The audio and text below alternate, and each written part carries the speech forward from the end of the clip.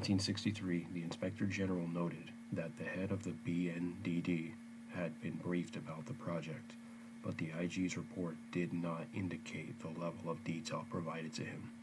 Dr. Gottlieb testified that, quote, "I remember meeting Mr. Anslinger and had the general feeling that he was aware," end quote. Footnote 89. Another CIA officer did not recall any discussion of testing on unwitting subjects when he and Dr. Gottlieb met with Commissioner Anslinger. In memorandum for the record in 1967, Dr. Gottlieb stated that Harry Giordano, who replaced Mr. Anslinger, told Dr. Gottlieb that when he became commissioner, he was, quote, "only generally briefed on the arrangements, gave it his general blessing, and said he didn't want to know the details," end quote. The same memorandum states, however, that there were several comments which indicated to Dr. Gottlieb that Mr. Giordano was aware of the substance of the project. It is possible that the commissioner provided a general authorization for the arrangement without understanding what it entailed or considering its propriety. A reluctance to seek detailed information from the CIA and the CIA's hesitancy to volunteer it has been found in a number of instances during the Select Committee's investigations. This problem is not confined to the executive branch, but also has marked congressional relationships with the agency. C. Internal review. The waiver of regulations and the absence of documentation make it difficult to determine who authorized which activities. More importantly, they made internal agency review mechanisms much less effective. Footnote 90. Controversial and highly sensitive projects, which should have been subject to the most rigorous inspection, lacked effective internal review. Given the role of the General Counsel and his reaction to the surreptitious administration of LSD to Dr. Olson, it would have seemed likely that he would be asked about the legality or propriety of any subsequent projects involving such administration. This was not done. He did not learn about this testing until the 1970s, nor was the General Counsel's opinion sought on other MKUltra projects, though these had been characterized by the Inspector General in the 1957 report on TSD as, quote, "unethical and illicit," end quote. Footnote 91. There is no mention in the report of the 1957 Inspector General's survey of the TSD of the project involving their surreptitious administration of LSD.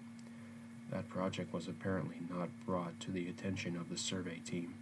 The inspector who discovered it during the IG's 1963 survey of TSD recalls coming upon evidence of it inadvertently.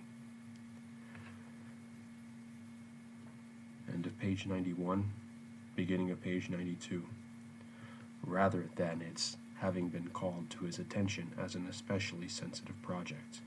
Footnote 92. I'm going to return to page 91 to read the footnotes. Footnote 89. Gottlieb, October 18th, 75, page 28. Footnote 90.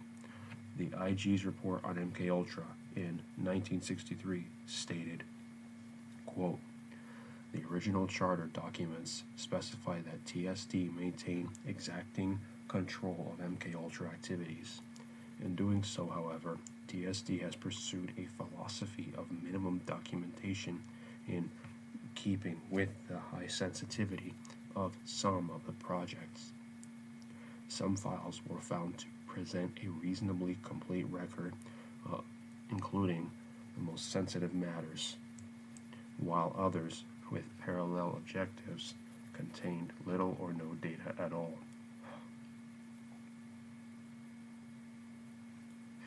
The lack of consistent records preclude the use of routine inspection procedures and raised a variety of questions concerning management and fiscal controls, end quote.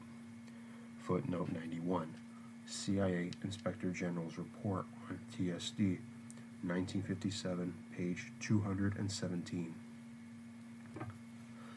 Returning to page 92. Thus, both the General Counsel and the Inspector General, the principal internal mechanisms for control of the possible improper actions, were excluded from regular reviews of the project.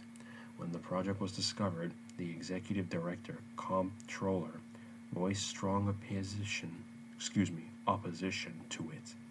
It is possible that the project would have been terminated in 1957 if it had been called to his attention when he then served as Inspector General. The audit staff, which also serves an internal review function through the examination of agency expenditures, also encountered substantial difficulty with MKULTRA. When MKULTRA was first proposed, the audit staff was to be excluded from any function. This was soon changed. However, the waiver of normal, quote, contractual procedures, end quote, in MKULTRA increased the likelihood of, quote, irregularities, end quote, as well as the difficulty in detecting them. The head of the audit branch characterized the MKULTRA procedures as, quote, having allowed practices that produced gross administrative failures, end quote, including a lack of controls within outside contractors, which would, quote, assure proper accountability in use of government funds, end quote. It also diminished the CIA's capacity to verify the accountings provided by outside firms. D. Compartmentation and jurisdictional conflict within the agency. As has been noted, the testing and use of chemical and biological agents was treated as a highly sensitive activity within the CIA. This resulted in a high degree of compartmentation. At the same time, substantial jurisdictional conflict existed within the agency between the Technical Services Division and the Office of Medical Services and the Office of Security. This compartmentation and jurisdictional conflict may well have led to duplication of effort within the CIA and to agency policymakers being deprived of useful information. During the early 1950s, the first Bluebird Committee and then the Artichoke Committee were instituted to bring together representatives of the agency components which had a legitimate interest in the area of the alteration of human behavior. One moment, I'll be back after a short break. I lost my place, so I will read starting from this paragraph. During the early 1950s, the first Bluebird Committee and then the Artichoke Committee were instituted to bring together representatives of the agency's components which had a legitimate interest in the area of the alteration of human behavior. By 1957, both these committees had fallen into disuse.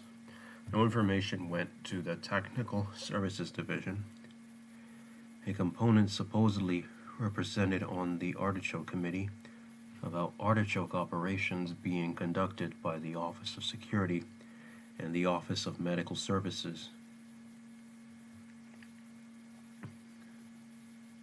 The Technical Services Division, which was providing support but the clandestine services in the use of chemical and biological agents, but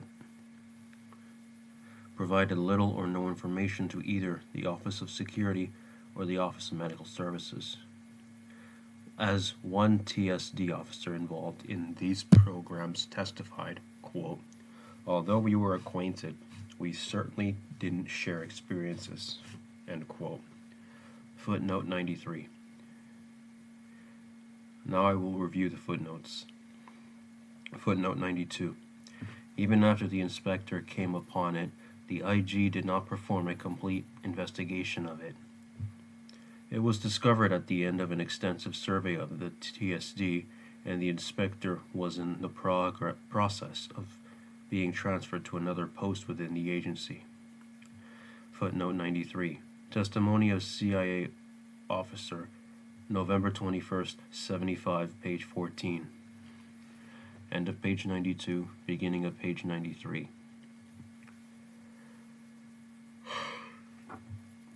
KILTOP, another group designed to coordinate research in this area, also had little success. The group met infrequently, only twice a year, and little specific information was exchanged. Footnote 94. Concern over security obviously played some role in the failure to share information. Footnote 95. But this appears not to be the only reason.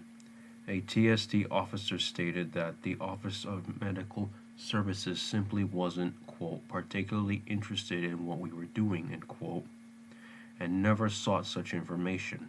Footnote 96. On the other hand, a representative of the Office of Medical Services constantly sought to have medical personnel participate in the use of chemical and biological agents, suggested that TSD did not inform the Office of Medical Services in order to prevent their involvement. Jurisdictional conflict was constant in this area. The Office of Security, which had been assigned responsibility for the direction of Artichoke, consistently sought to bring TSD operations involving psychochemicals under the Artichoke umbrella. The Office of Medical Services sought to have OMS physicians advise and participate in the operational use of drugs. As the Inspector General described in 1957, quote, the basic issue is concerned with the extent of authority that should be exercised by the Chief Medical Staff over the activities of TSD, which encroach upon or enter into the medical field, end quote, and of which are conducted by TSD, quote, without seeking the prior approval of the Chief Medical Staff, and often without informing him of their nature and extent, end quote. Footnote 97.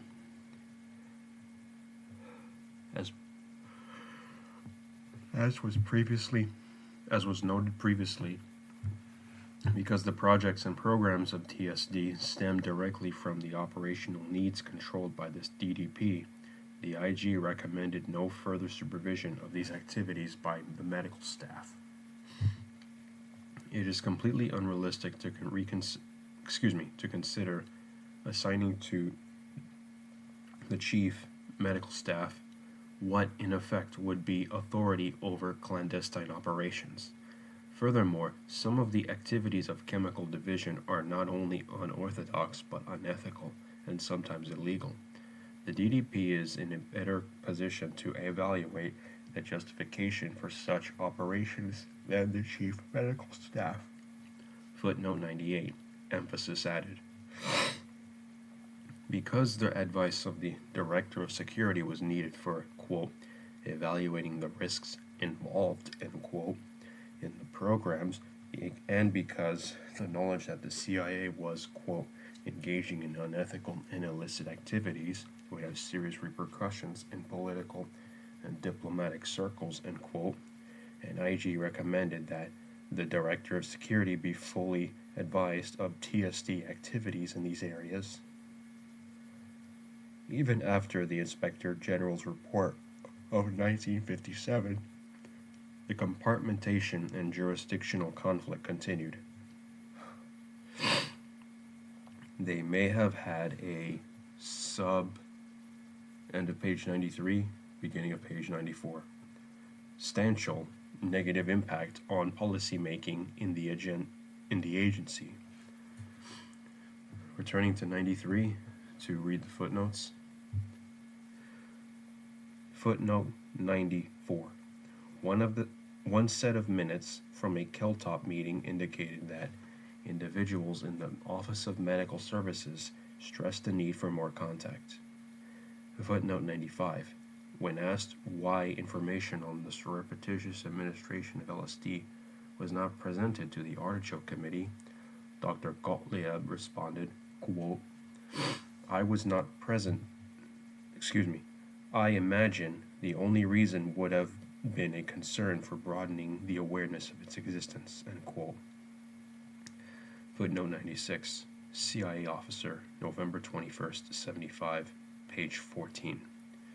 Footnote 97. IG survey of TSD, 1957, page 217. Footnote 98. IBID. End of page 93. Resuming page 94. As the deputy of chief of counterintelligence staff noted in 1958, due to the different positions taken by TSS, the Office of Security, and the Office of Medical Services on the use of chemical or biological agents, it was possible that the individual who authorized the use of a chemical or biological agent could be presented with, quote, incomplete facts upon which to make a decision relevant to its use, end quote. Even a committee set up by the DDP in 1958 to attempt to rationalize agency policy did not have access to records of testing and use. This was due in part to excessive compartmentation and jurisdictional conflicts. C. Covert testing on human subjects by military intelligence groups. Material Testing Program EA 1729, Project Third Change, and Project Derby Hat.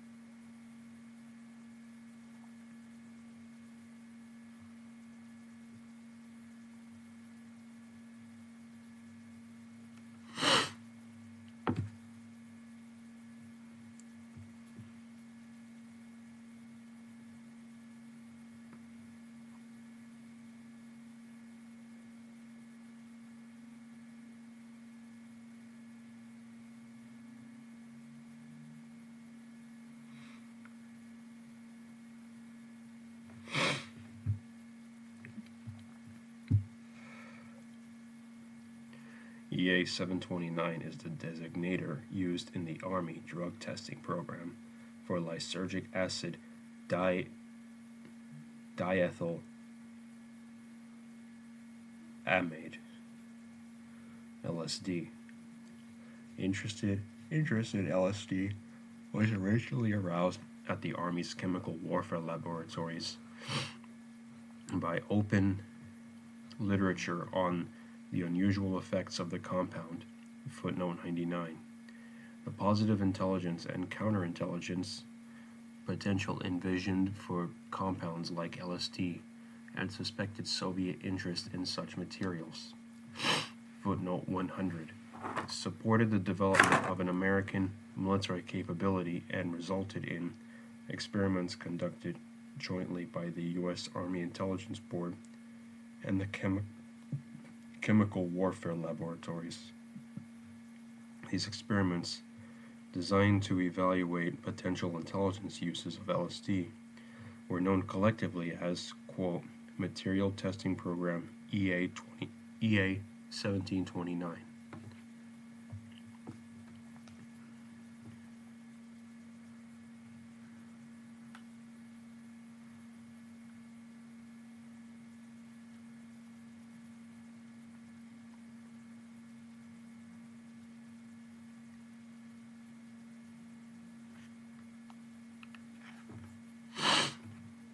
End quote. Two projects of particular interest conducted as part of these experiments, quote, Third Chance, end quote, and, quote, Derby Hat, end quote, involved the administration of LSD to unwitting subjects in Europe and the Far East.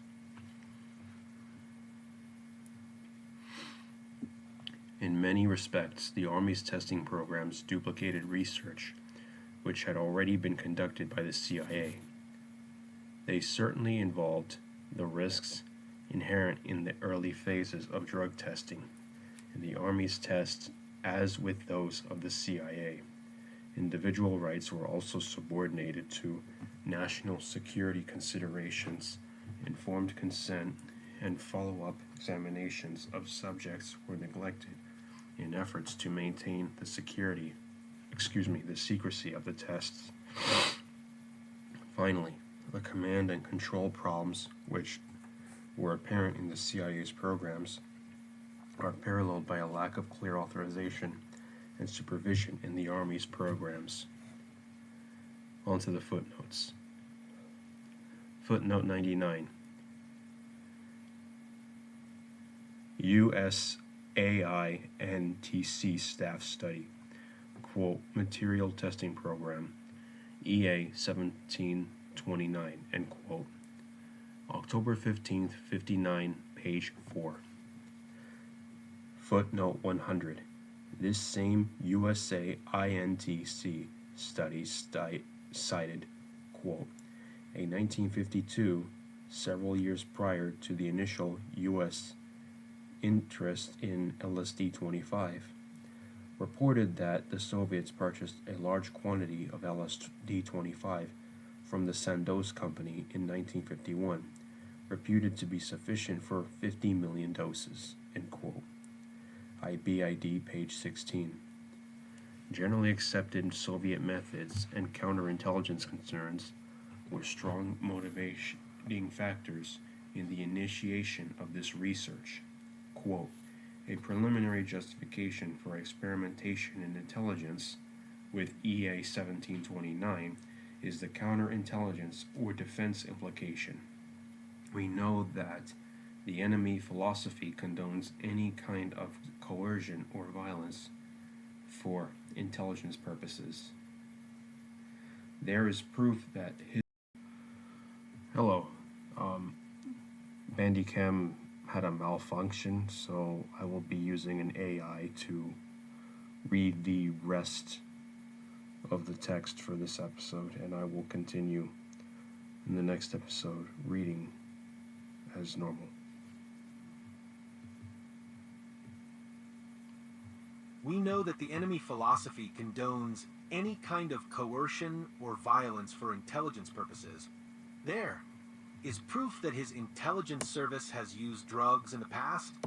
There is strong evidence of keen interest in EA 1729 by him, if for no other purpose than to know what to expect from enemy intelligence use of the material, and to, thus, he prepared to counter it. Field experimentation is justified. End of page 94, beginning page 95. 1. Scope of testing. Between 1955 and 1958, research was initiated by the Army Chemical Corps to evaluate the potential for LSD as a chemical warfare incapacitating agent. In the course of this research, LSD was administered to more than 1,000 American volunteers who then participated in a series of tests designed to ascertain the effects of the drug on their ability to function as soldiers, with the exception of one set of tests at Fort Bragg. These and subsequent laboratory experiments to evaluate chemical warfare potential were conducted at the Army Chemical Warfare Laboratories, Edgewood, Maryland. In 1958, a new series of laboratory tests were initiated at Edgewood. These experiments were conducted as the initial phase of material testing program EA 1729 to evaluate the intelligence potential of LSD, and included LSD tests on 95 volunteers. As part of these tests, 3 structured experiments were conducted. 1. LSD was administered surreptitiously at a simulated social reception to volunteer subjects who were unaware of the purpose or nature of the tests in which they were participating. 2. LSD was administered to volunteers who were subsequently polygraphed. And 3. LSD was administered to volunteers who were then confined to isolation chambers.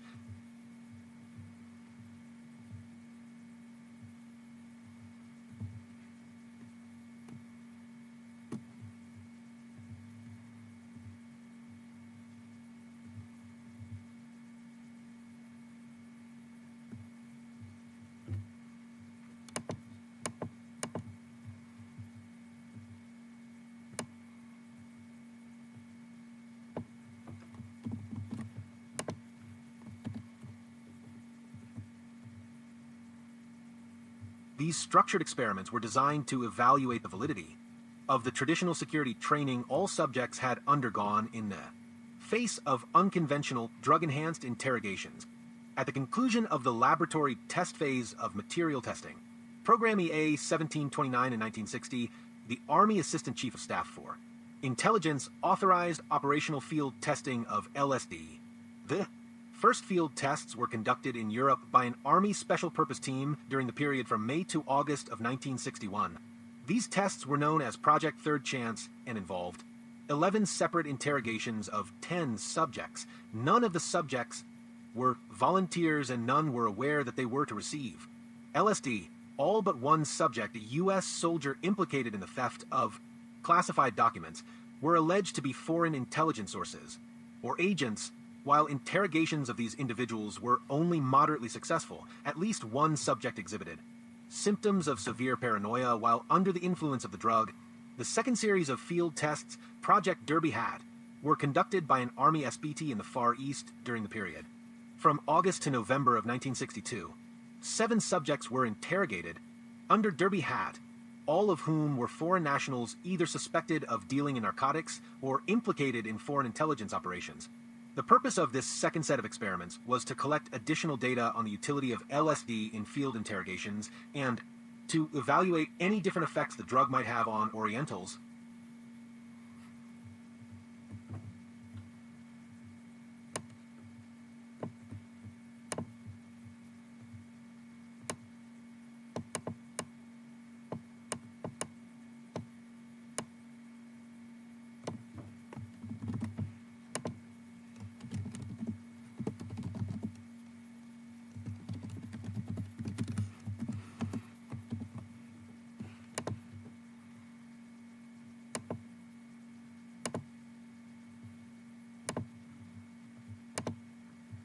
Footnote number 101, WT Inspector General of the Army Report, Use of Volunteers in Chemical Agent. Research 31076, page 138.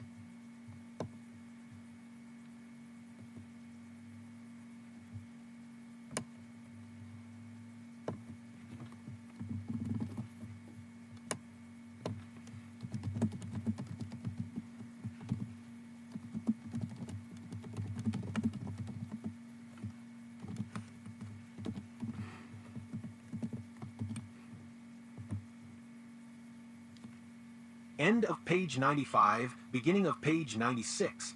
2. Inadequate coordination among intelligence agencies. On October 15, 1959, the U.S. Army Intelligence Center prepared lengthy staff study on material testing program EA 1729. The stated purpose of the staff study was to determine the desirability of EA 1729 on non-U.S. subjects in selected actual operations under controlled conditions. .102. It was on the basis of this study that operational field tests were later conducted. After noting that the chemical warfare laboratories began experiments with LSD on humans in 1955 and had administered the drug to over 1,000 volunteers, the background section of the study concluded there has not been a single case of residual ill effect.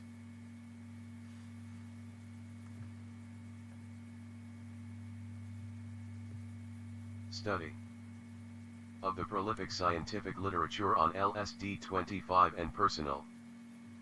Communication between U.S. Army Chemical Corps personnel and other researchers in this field have failed to disclose an authenticated instance of irreversible change being produced in normal humans by the drug. .03. This conclusion was reached despite an awareness that there were inherent medical dangers in such experimentation. In the body of this same study it is noted that the view has been expressed that EA 1729 is a potentially dangerous drug, whose pharmaceutical actions are not fully understood, and there has been cited the possibility of the continuance of a chemically induced psychosis in chronic form, particularly if a latent schizophrenic were a subject, with consequent claim or representation against the U.S. government. 0. An attempt was made to minimize potential medical hazards by careful selection of subjects prior to field tests, rejecting evidence that the drug might be hazardous. The study continued. The claim of possible permanent damage caused by EA 1729 is an unproven hypothesis based on the characteristic effect of the material, while the added stress of a real situation may increase the probability of permanent adverse effect. The resulting risk is deemed to be slight by the medical research personnel of the chemical warfare laboratories. 2. Prevent even such a slight risk, the proposed plan for field experimentation calls for overt, if possible, or contrived through a ruse, if necessary, physical and mental examination of any real situation subject prior to employment of the subject. 10.5. This conclusion was drawn 6 years after one death had occurred, which could be attributed, at least in part, to the effects of the very drug the Army was proposing to field test. The US Inc. staff, however, was apparently unaware of the circumstances surrounding Dr. Olson's death.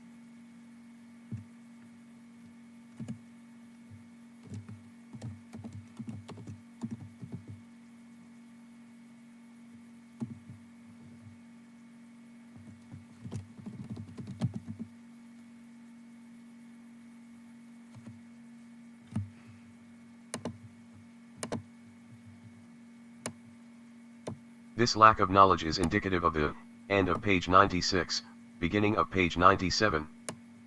General lack of interagency communication on drug-related research. As the October 1959 study noted, there has been no coordination with other intelligence agencies up to the present. Footnote 106. Returning to page 96 to read the footnotes. Footnote 102. USAINTC. Staff Study. Material Testing Program EA 1729. October 15/59, page 4. Footnote 103. IBID page 4. Footnote 104. IBID page 25. Footnote 105.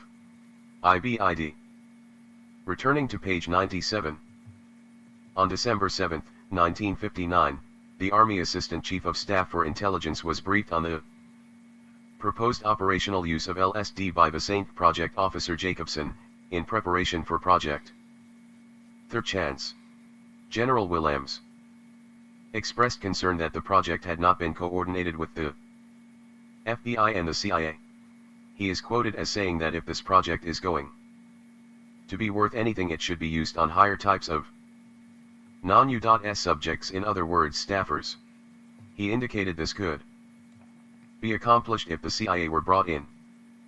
The summary of the briefing prepared by a Major Mehovsky continues, of particular note is that ACSI did not direct coordination with CIA and the FBI but only mentioned it for consideration by the planners.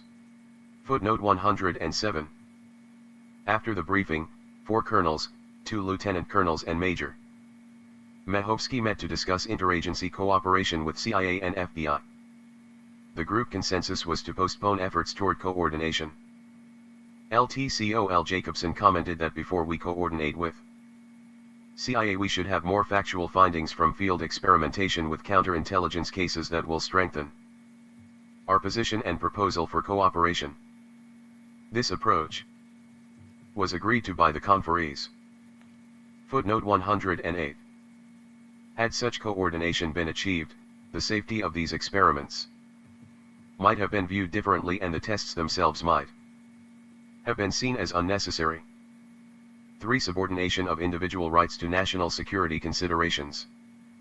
Just as many of these experiments may have been unnecessary, the nature of the operational tests, polygraph-assisted interrogations of drugged suspects, reflects a basic disregard for the fundamental human rights of the subjects. The interrogation of an American soldier as part of the Third Chance 1961 tests is an example of this disregard. The trip report for Project Third Chance, dated September 6, 1961, recounts the circumstances surrounding and the results of the tests as follows. Was a U.S. soldier who had confessed to theft of classified documents. Conventional methods had failed to ascertain whether espionage intent was involved. A significant new admission by subject that Lie told a fellow soldier of the theft while Lie still had the documents in his possession was obtained during the EA 1729 interrogation along with other variations of subject's previous account. The interrogation results were deemed by the local operational authority satisfactory evidence of subject's claim of innocence in regard to espionage intent. Footnote 109. Now to read the footnotes. Footnote 106, IBID page 6. Footnote 107. Mehovsky Fact Sheet, December 6, 60, page 1. Footnote 108. IBID page 2. Footnote 109. SPT Trip Report, Operation Third Chance, September 6, 61. Page 5.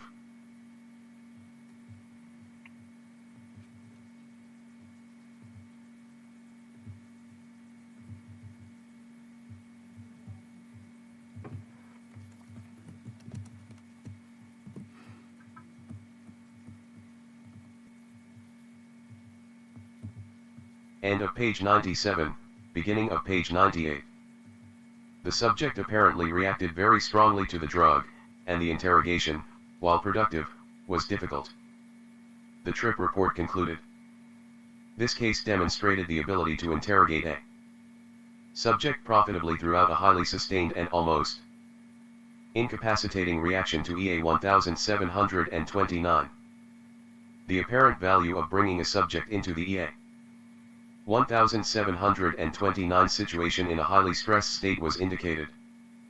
The usefulness of employing as a duress factor the device of inviting the subject's attention to his EA 1729 influence state and threatening to extend the state indefinitely even to a permanent condition of insanity, or to bring it to an end at the discretion of the interrogators was shown to be effective. The need for prolonged precautions against extreme paranoiac reaction to EA 1729 was indicated.